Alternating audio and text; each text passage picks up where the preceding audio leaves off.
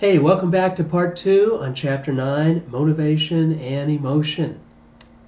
The main ideas I want to go over with you in this section are going to be Maslow's hierarchy of needs, set point, hunger, and internal and external eating cues.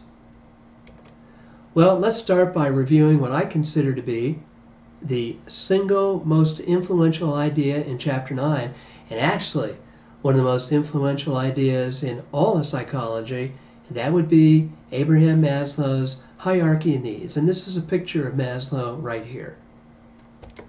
Maslow theorized that we're all motivated by the same set of needs, and these needs can be arranged in a hierarchical order, starting at the bottom with biological needs, progressing through social, and then psychological needs up near the top, kind of like climbing a ladder or walking up a pyramid. The question of what's motivating my behavior at any given time has to do with what lower needs have already been met. Stated another way, we are motivated by the lowest unmet need at the bottom and work our way up. And these are the needs, actually starting at the top and going backwards: self-actualization, esteem, belonging and love, safety and security, and physiological. Now we start at the bottom with physiological needs, and this includes food, water, oxygen, sleep. Nothing is more powerful than these. And most of us living here in the United States take them for granted, but for many others in the world, finding enough food to eat and clean water to drink is a daily struggle. The next level, after this has been satisfied, is safety and security. The need to have a roof over your head, a warm bed to sleep in, and protection from elements and danger. Maslow theorized that you care very little about permanent shelter until you have satisfied hunger and thirst. The next level is belonging and love, which is the need to have friendship, the need to have meaningful relationships with others, the need to be part of something bigger than yourself.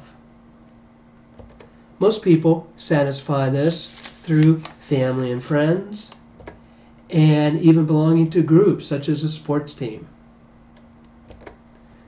The theory predicts that a homeless person who's constantly dealing with where's my next meals coming from, where am I going to stay tonight, cannot be motivated to seek significant affiliations with other people beyond the most superficial level.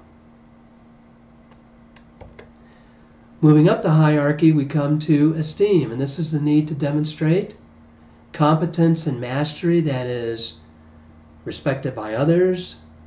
It's the need to be approved of and recognized for doing something well. Most adults satisfy this through their work.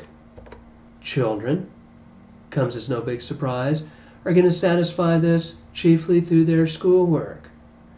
But unless you have attachments to and value others, you cannot get motivated to achieve it at the highest levels.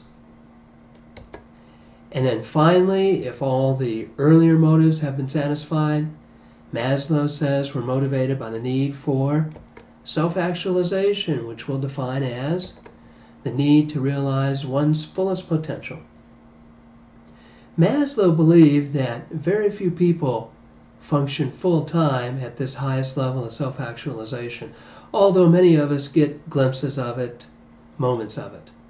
But people who are firing on all cylinders at this highest level, he said, were at peace with themselves and with others. They believe they had a mission to accomplish, that they know their purpose in life. They're about building other people up. And if you're lucky enough to know someone like this, it often leaves you feeling like you're a better person for it. Some examples of people that he pointed to as functioning at a level of self-actualization included Albert Einstein, Eleanor Roosevelt, and Mother Teresa. Well, that's all for now on Maslow. Let's shift our attention to the other big issue in this section, hunger, as a motive and drive. It used to be thought, and it wasn't that long ago, that people who were obese suffered from major psychological problems, and that was the source of their weight problems.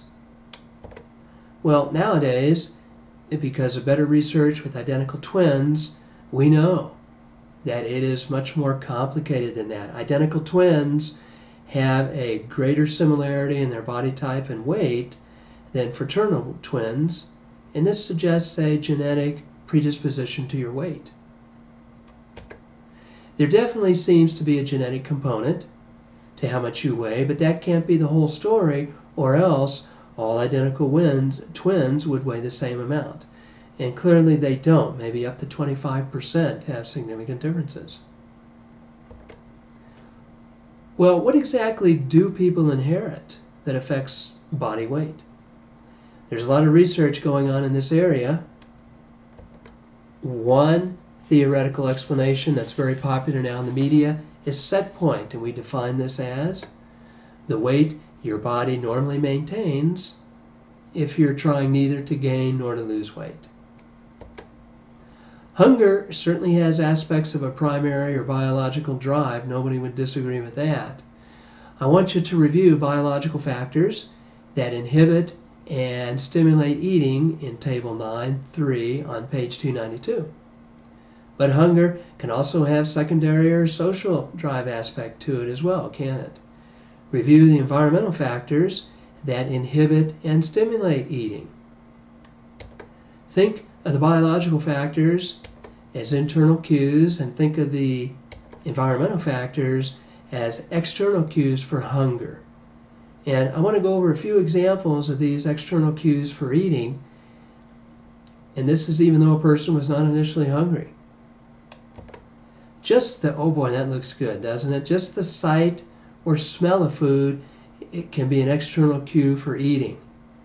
Boy, that's right up there. I could reach up there and grab that right now. Being around other people who are eating, such as at a social occasion like this wedding, is an external cue. And these folks are eating. There's an expectation for you to eat as well, even though you may not be hungry, or you risk social disapproval. Another example of an external cue is time. A person may have had a big brunch halfway between their typical breakfast and lunch, but then they go to lunch with you because, well, it's 12 noon, time to eat. But perhaps the most problematic external cue of all is eating for psychological reasons, to stuff unpleasant or frustrating emotions.